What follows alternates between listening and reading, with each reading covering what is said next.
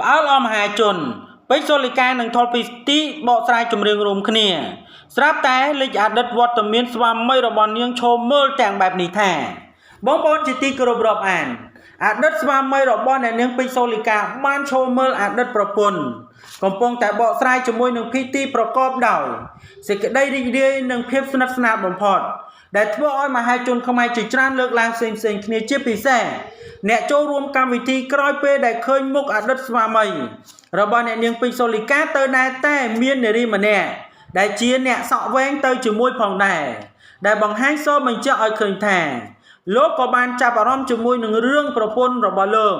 ជាមួយនឹងលោកភីទីផងដែរដែលអតីតប្រពន្ធរបស់លោកគឹមហានកំពុងតែត្រូវបានគេរកឃើញថាមានទំនាក់ទំនងយ៉ាងពិសេសជាមួយនឹងថលសូភីទីដែលរហូតមកទល់នឹងពេលនេះលោកគឹមហានក៏មិនភ្លេចទៅចូលរួមកម្មវិធីដ៏ធំនេះដែរដូច្នោះកុំឲ្យប្រិយមិត្តរបស់យើងរងចាំយូរសូមមេត្តាជួយ Subscribe និង Like ដើម្បីទទួលបាននូវព័ត៌មានថ្មីៗបន្ថែមទៀតរឿងរ៉ាវដែលបង្កឲ្យមានការចាប់អារម្មណ៍ក្រោយពេលដែលអតីតស្វាមីរបស់អ្នកនាងពេជ្រសូលីកាក៏បានទៅចូលរួមកម្មវិធីនៅក្នុងក្លឹបកម្សាន្តមួយកន្លែងជាការពិតណាស់ជឿជាក់ថាប្រិយមិត្តពុកម៉ែបងប្អូនប្រកាសជាជ្រាបរួចហើយអតីតតារាចម្រៀងស្រីល្បីឈ្មោះអ្នកនាងពេជ្រសូលីកានិងតារាចម្រៀងថុលសូភីទីដែលតែងតែបង្ហាញភាពស្និទ្ធស្នាលផ្អែមល្ហែមជាមួយនឹងគ្នាយ៉ាងខ្លាំងថែមទាំងមានការរណីការងារជាមួយនឹងគ្នាជារឿយៗរហូតមហាជនសង្ស័យថាអ្នកទាំងពីរគឺកំពុងតែជាគូស្នេហ៍ជាមួយនឹងគ្នាព្រោះឃើញថាអ្នកទាំងពីរស័ក្តិសមនឹងគ្នាខ្លាំងណាស់រហូតដល់មានពាក្យចចាមអារ៉ាមថាពេជ្រសូលីកានិងថុលសូភីទីមានទំនាក់ទំនងស្នេហាថែមទៀតផងយ៉ាងណាបើយើងងាកក្រឡេកទៅមើលពីពេលថ្មីនេះអ្នកនាងពេជ្រសូលីកា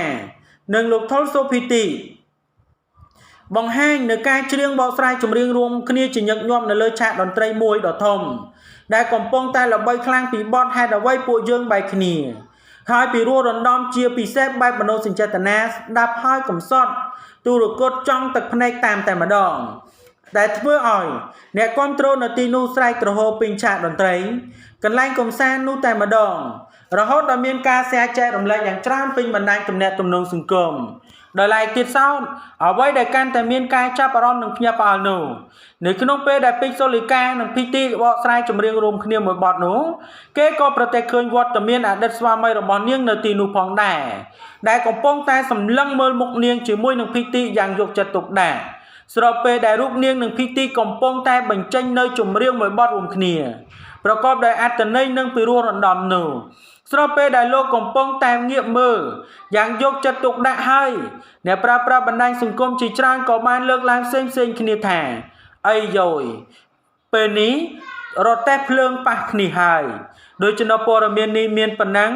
ដើម្បីទទួលបាននូវព័ត៌មានថ្មីបន្ថែមទៀតសូម Subscribe និង Like